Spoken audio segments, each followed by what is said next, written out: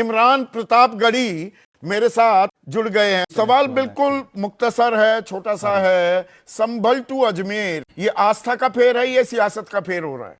ये सीधे सीधे सरकार की मंशा के तहत ये सारा कुछ हो रहा है।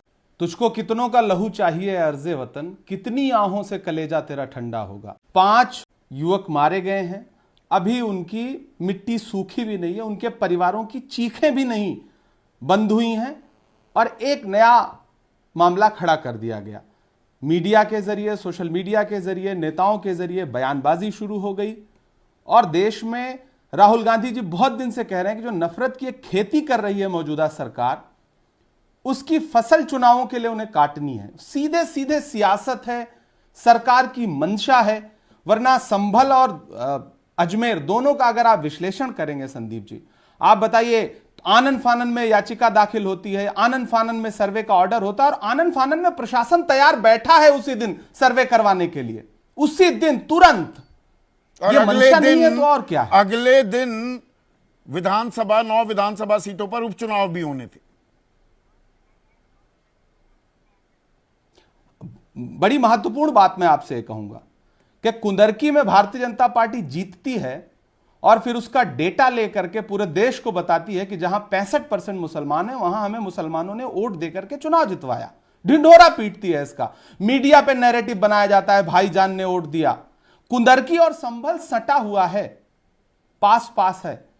23 तारीख को आप जीत का जश्न मना रहे होते हैं और नारा लगा रहे होते हैं कि मुसलमानों ने हमें वोट देकर के मोदी के सबका साथ सबका विकास के नारे पे भरोसा जताया, योगी जी के नारे पे भरोसा जताया, हमारा साथ दिया।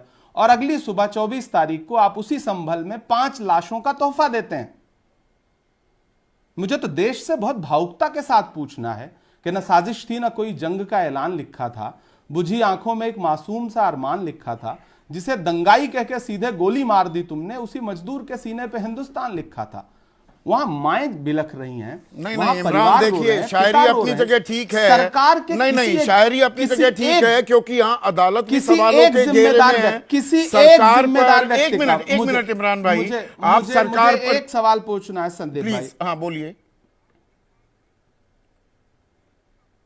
मुझे आप बताइए कि इतना बड़ा हादसा हुआ, इतनी मौतें हुई, सरकार के किसी एक जिम्मेदार व्यक्ति का कोई जिम्मेदारी भरा बयान है? संवेदना के एक शब्द हैं?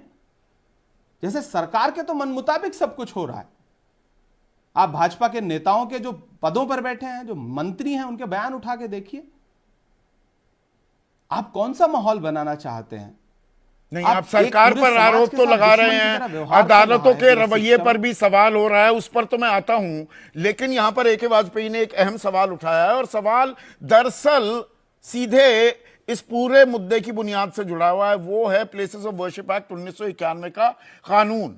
उस कानून में आपने वो गुंजाइश क्यों छोड़ दी? उसको ए टाइट कानून क्यों नहीं बनाया कि सुप्रीम कोर्ट को कहना पड़ा कि भाई सेक्शन 3 इस बात की इजाजत देने से इनकार नहीं करता कि भाई आप मूल चरित्र खोजना चाहें तो खोजिए।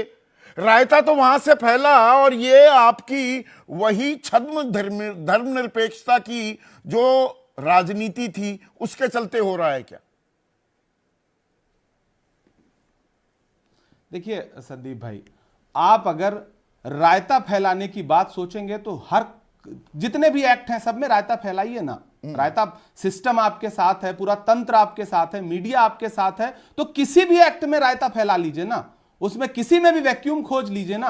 वैक्यूम खोजने पर आएंगे और दुहाई देने पर आएंगे तो हर विषय पे बात फिर वहीं आके अटक जाती है कि क्या मौजूदा सरकार, और आप विपक्ष से सवाल पूछ रहे हैं। सच बात यह है कि संभल होने के बाद, अजमेर होने के बाद पूरे देश में विपक्ष से सवाल पूछा जा रहा है।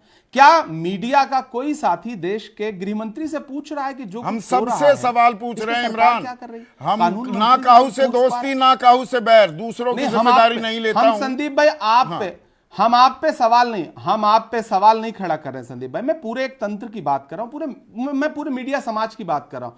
संभल से जो विजुअल प्रशासन ने देश को उपलब्ध कराए, मीडिया को उपलब्ध कराए, वो तो मीडिया चीख चीख करके देश को दिखा रहा है। जो फायरिंग करते हुए तस्वीरें और विजुअल्स देश के सामने आए, वो तस्वीरें मीडिया के पर्दे से हट गईं। जो काम मीडिया को करना चाहिए, सच बात तो यह है कि पलट के प्रशासन से जो सवाल मीडिया को पूछना चाहिए था, वो कितनी सहजता से इंटरव्यू ले रहा है उसी प्रशासन से। तो कहीं ना कहीं पूरा एक सिस्टम है जो सच में दुश्मनों की तरह। मैं बहुत अदालत सुप्रीम कोर्ट को स्वतः संज्ञान लेना चाहिए। गाढ़े तर्क भी नहीं रखना दाखिल हो गई है, सुनवाई की तारीख जो मुझे जानकारी दे रहे हैं, बिल्कुल संज्ञान लेना चाहिए, बिल्कुल संज्ञान लेना चाहिए, बिल्कुल संज्ञान लेना चाहिए। निचली अदालतें जैसा व्यवहार कर रही हैं, आप खुद देखिए, मंशा पे सवाल क्यों ना खड़ा हो। मैंने कहा ना, आनन फानन में, इसे आनन फानन नहीं कहते। सर्वे का जो टाइम होता है वो 10 बजे से 5 बजे तक होता है, आदेश होता है, और रात में शाम में 7 बजे 8 बजे तक सर्वे होता है। और एक दिन वहां की मस्जिद कमेटी से, वहां के स्थानीय जो जनप्रतिनिधि थे, उनसे कहा जाता है कि सर्वे पूरा हो गया। उसके बाद जब अगले दिन सर्वे के लिए आते हैं तो किसी स्थानीय इतने संवेदनशील मामले पर आप मुझे बताइए कि लोकल प्रशासन को स्थानीय जनप्रतिनिधियों को विश्वास में ये मंदिर मस्जिद के घमासान में संसद कहां है अब? क्योंकि आप सांसद भी हैं। आखिरी सवाल आपसे इमरान, अरे भाई, आपको भेजते हैं प्रतिनिधि बनाकर, देश की दशा आप दुरुस्त करेंगे, चर्चा हो पाएगी, मरहम लगेगी, सलाह मशवरा होगा। सरकार को संसद चलानी थी तो विपक्ष के 146 सांसद एक दिन में सस्पेंड करके संसद चलाई गई, बिल पास कराए गए। आज भाजपा उल्टा कहती है कि विपक्ष संसद नहीं चलने दे रहा है। जब आपको बिल पास कराने होते हैं तब विपक्ष के विरोध के बाद भी आप संसद कैसे चला लेते हैं? 146 सांसद एक दिन में आपने सस्पेंड किए, उसके बाद संसद चलाई। आज आप तैयार बैठे हैं कि हमको संसद को जो है एडजर्न कर देना है, संसद नहीं चलाना है। सरकार जानती है कि संसद चलेगी तो बहस होगी संभल पर, संसद चलेगी तो बहस होगी अडानी पर, सवाल पूछे जाएंगे। इसलिए विपक्ष के नाम पे ठीकरा फोड़ो और संसद एडजर्न कर दो, डिबेट मत कराओ, भागो संसद से, संविधान दिवस मनाओ और दिल्ली से तो यहाँ पर भाईचारा कायम करने की क्या कोई कोशिश कर रहा है? बहुत बहुत शुक्रिया इमरान प्रतापगढ़ी।